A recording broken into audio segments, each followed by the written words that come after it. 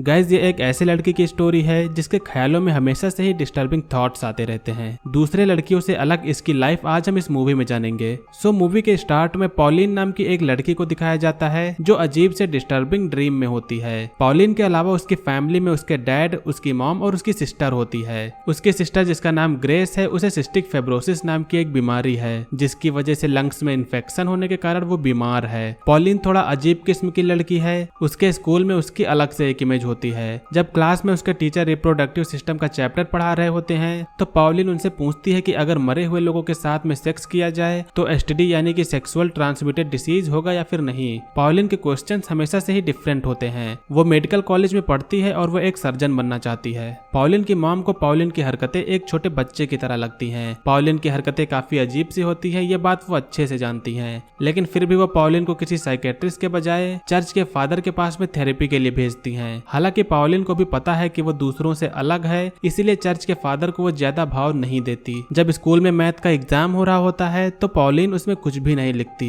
Teacher जब उससे पूछते हैं कि तुमने कुछ किया क्यों नहीं है तो पॉलिन उन्हें जवाब देते हुए कहती है कि सर्जरी करने के लिए मुझे कोई मैथ इक्वेशन की जरूरत नहीं है। इन्हीं सब हरकतों से टीचर उसके पेरेंट्स से शिकायत करते हैं, जिससे तंग होकर पॉलिन की मॉम पॉलिन को कोटिलियन क्लासेस भेजने का मन बना लेती है, मगर पॉलिन बिल्कुल भी वहां नहीं जाना चाहती। दोनों के बीच में इसी बात पर काफी देर तक बहस चलती है, जिसके बाद में पॉलिन की मॉम डिनर टेबल से उठ के वहां से चली जाती हैं। अब फिर से सोते वक्त पॉलिन को डिस्टर्बिंग सपने आते हैं। ऐसा लगता है कि उसका माइंड उसको ये सब करने के लिए उकसा रहा हो। पॉलिन अब ये प्लान बनाती है कि वो अपनी वर्जिनिटी लूज करेगी। वो इस समय पीरियड्स में होती है और वो इसी दौरान ये सब करना चाहती है। नेक्स्ट डे पॉलिन स्कूल में एडम नाम के एक लड़के को अपने साथ सेक्स करने के लिए प्रपोज करती है। किसी को ऐसे अप्रोच करना ये थोड़ा वियर्ड है। पॉलिन उसे अपना नंबर दे देती है, जिससे एडम को काफी अजीब लगता है और साथ में उसके जो फ्रेंड्स थे उन्हें भी ये काफी अजीब लगता है। पॉलिन का शरीर मानो उसे हमेशा कुछ करने के लिए उकसाता रहता है। इस डिस्टर्बिंग ड्रीम के बाद में वो अपने नाक में पियर्सिंग कर लेती है और जब वो खाना खाने के लिए टेबल पर जाती है तो उसकी मम उसे ऐसा करने के लिए डांटती हैं, क्योंकि उसके फेस पर वो बिल्कुल भी अच्छा नहीं लग रहा होता है, जिसके बाद में पॉलिन को इसे निकालना पड़ता है। अगले दिन पॉलिन अब ग्रेस के साथ में खेल रही होती है तो इसी दौरान वो उसे बताती है कि जल्द ही वो अपनी वर्जिनिटी लूज करने वाली है। पॉलिन के सामने उसके घर के पास वाली लड़की रोप स्किपिंग करते हुए दिखती है और जब वो उसे बात करने की कोशिश करती है तो वो लड़की पॉलिन से अच्छे से बात नहीं करती।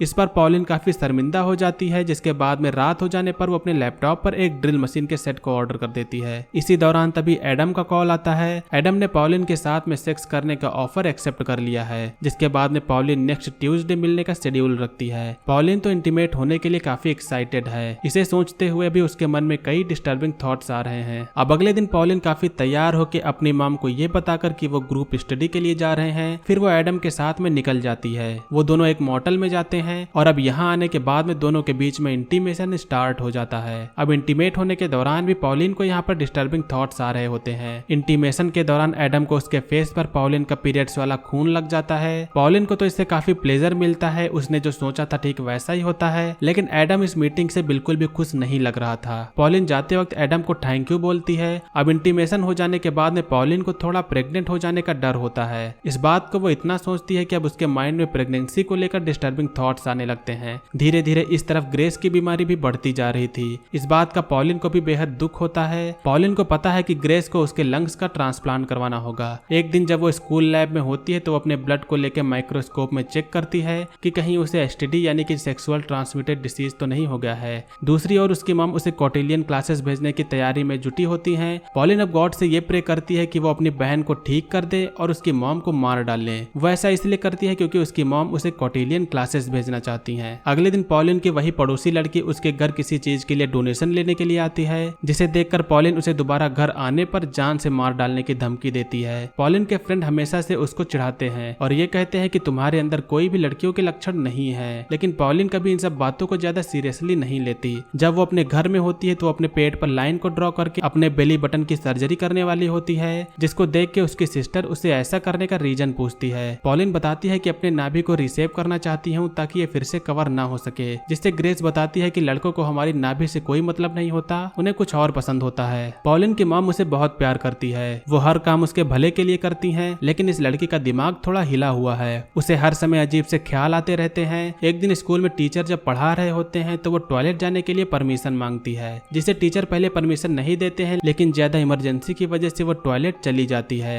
टॉयलेट में जाने के बाद में वो कोई मेडिसिन का ओवरडोज ले लेती है, जिसके बाद में अब जब वो क्लास में आती है तो उसकी तबियत खराब होने लगती है। अब तबियत खराब होने के चलते अपने बगल वाली स्टूडेंट पर वो उल्टी कर देती है। पॉलिन ने ये जानबूझ के किया था क्योंकि ये पास वाली लड़की कुछ ज्यादा ही शो ऑफ करती है। पॉलिन की ये सब हरकतों से उसे उसकी मॉम को शर्मिंदा होना पड़ता है। हालांकि उन्हें पता चल गया था कि पॉलिन ने एपिकेक सिरप पी थी। अब एक दिन पूरी फैमिली तैयार होकर एक फैमिली पार्टी में जाते हैं। पॉलिन के साथ में पहले यहाँ कोई डांस करने वाला नहीं था, लेकिन थोड़ी देर बाद एक लड़का उसे डांस के लिए पूछता है। दोनों लोग डांस करते वक्त थोड़ी बातें करते हैं। वो लड़का पॉलिन से उसके होंठ पर लगे घाव के बारे में पूछता है। पॉलिन बताती है कि ये बस एक दाग है, जिसके थोड़ी देर बाद पॉलिन उसको जबरदस्ती किस कर देती है। पॉलिन की मॉम को इस वजह से शर्मिंदा होना पड़ता है, लेकिन पॉलिन को मानो तो उसे इसकी वजह से कोई फर्क ही नहीं पड़ा। वो एक बेशरम की तरह ये कहती है कि मैं तो उस पर फिदा हो गई। ग्रेस की बीमारी बढ़ती जा रही होती है, लेकिन पॉलिन ग्रेस को खोना नहीं चाहती, जिससे वो स्कूल लाइब्रेरी में लंग्स को ठीक करने के बारे में पढ़ती है। पॉलिन अपने स्कूल के बजाय कहीं और गई होती है, जिससे उसकी मॉम को उस पर बहुत गुस्सा आता है। अब पॉलिन की मॉम उसके डैड से शिकायत करते हुए कहती है कि ये लड़की बहुत बिगड़ चुकी है, इसका कुछ नहीं किया जा सकता। मैंने हर कोशिश की है, लेकिन ये सुधरने का नाम नहीं ले रही। ये सब बातें पॉलिन बाहर से सुन लेती है और उसे इस बात के लिए काफी दुख होता है। एक दिन जब वो स्कूल के लिए जा रही थी तो उसे रास्ते में एक मरी हुई चिड़िया मिलती है। वो उसको उठा के अपने साथ ले जाती है। घर जाने पर अब वो उसकी सर्जरी करती है। उसके बॉडी पार्ट्स और इंटेस्टाइन को निकाल कर वो देखती है और पता नहीं उसके माइंड में ऐसा क्या आता है कि वो उसके ब्लड को भी साथ में चाटती है। इस काम को करते वक्त साथ में उसे डिस्टर्बिंग थॉट्स भी आ रहे होते हैं। अब रात में पॉलिन अपने घर के बाहर खिड़की पर से किन्हीं लड़कियों की आवाजें सुनती है। वो अभी के लिए इसे इग्नोर करती है, लेकिन अगले दिन वो देखती है कि उसके घर पर स्प्रे पेंट से उन लड़कियों ने गाली लिखी है।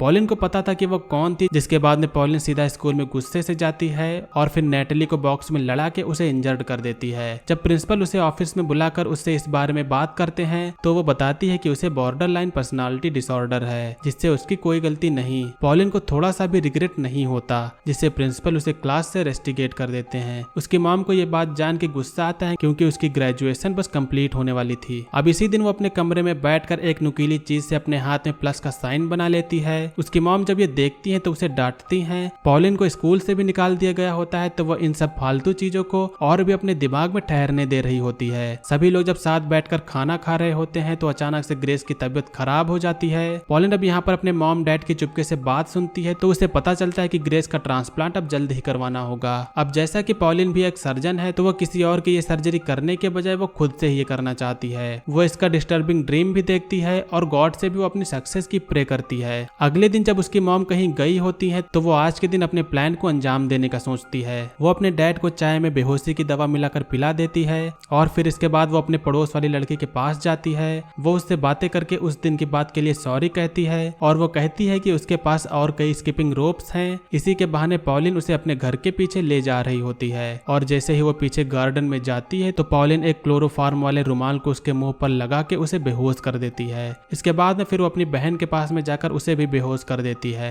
पॉलिन ने पूरी सर्जरी की तैयारी कर ली है। वो अपने बाल भी काट देती है ताकि कोई इन्फेक्शन ना फैले। अब दोनों को अपने बेसमेंट में ले जाती है। यहाँ पर वो दोनों के शरीर में से लंग्स को निकाल कर ग्रेस की बॉडी से रिप्लेस कर रही होती है। पॉलिन को ये तक नहीं पता होता है कि वो इसमें सक्सेस होगी भी या नहीं, लेकिन वो ऑपरेशन करती जाती है। इधर जब उसकी मॉम घर पर आती है तो वो अपने हस्बैंड को बंधा हुआ देखती है। अब जल्दी से वो घर के बेसमेंट में जाती है जहाँ वो नीचे पॉलिन को बहुत ही खतरनाक काम करते हुए देखती है। पॉलिन अपने मॉम को देखते हुए कहती है कि मैंने देखे कितनी बारीकी से टाके लगाए हैं। उसकी मॉम पूछती है कि तुमने ये क्या किया, तो वो बताती है कि मैंने उसका लंग ट्रांसप्लांट किया, आप जाके पास से देखिए। लेकिन उसकी मॉम भी जानती है कि अब ग्रेस मर चुकी है, मगर उसके पास में रोने के अलावा कोई दूसरा रास्ता नहीं है। और इसी के साथ में यहाँ पर इस डिस्टर्बिंग मूवी का एंड होता है। सो दोस्तों, ये थी 2012 की एक्सीजन मूवी का एक्सप्लेनेशन। उम्मीद करता हूँ कि आप लोग को ये हॉरर मूवी का एक्सप्लेनेशन पसंद आया होगा। मूवी का एक्सप्लेनेशन अगर आपको पसंद आया तो वीडियो को लाइक करिएगा। चैनल पर अगर आप लोग नए हो तो सब्सक्राइब करिएगा। आज की वीडियो के लिए बस इतना ही, मिलेंगे अगले वीडियो में। तब तक के लिए बाय। जय हिंद, वंदे मातरम।